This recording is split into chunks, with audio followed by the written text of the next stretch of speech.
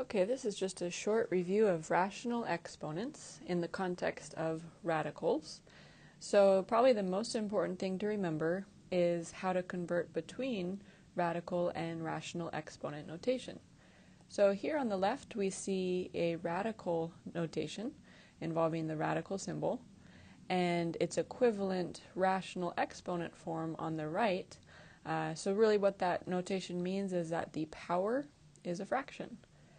So in case it helps, one way you can remember how the radical and rational exponent notations are equal is that the denominator becomes the index. So just to highlight that, you'll see the denominator here in the rational exponent notation is the index of the radical, and then the numerator of the rational exponent becomes the exponent in the radical notation.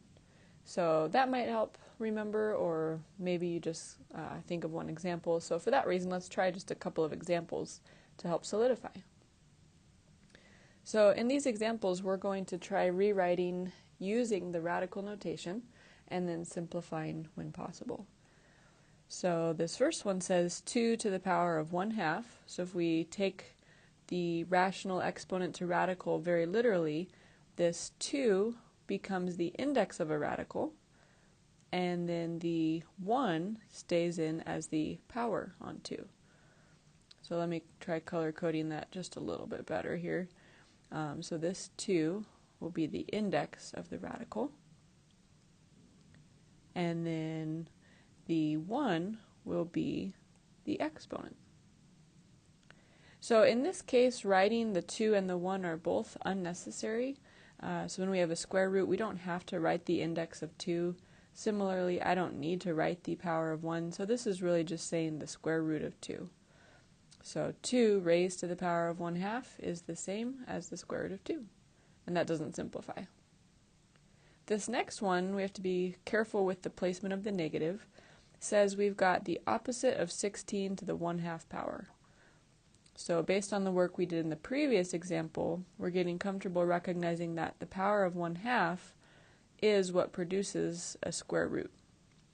But the negative stays outside of the square root in this case. The 16 goes inside. So this is asking us for the opposite of the square root of 16. Well, the square root of 16 is 4, so the simplified answer in this case would be -4.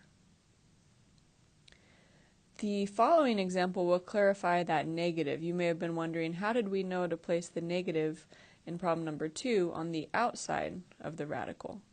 Well, that's because the order of operations tells us to do exponents before multiplication.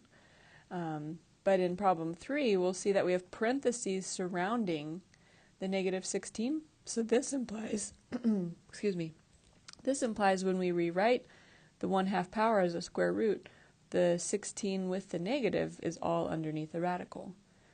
When we have a negative under a square root, this says what number times itself equals a negative, and there's actually no real number that will make this true. So this would produce not a real number, and that's about all we can say for now.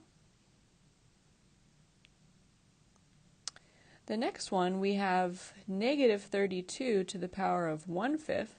So using our radical notation, that would become the 5th root of -32 to the power of 1. So I'm not writing that power of 1 because raising something to the first power does not change it. But now you notice we still have a negative under the radical. So is it going to be the same as number 3, where it was not a real number? Or is this okay in this case? If we're asking for a 5th root, this is implying we need a number times itself 5 times. And since the 32 is negative, if that number is negative, a negative times itself 5 times is negative, right? So this will actually have a real answer. What number is it that when you times it by itself 5 times you get -32? That would be -2. So when we have a negative under a radical where the index of the radical is odd, you can do the simplification.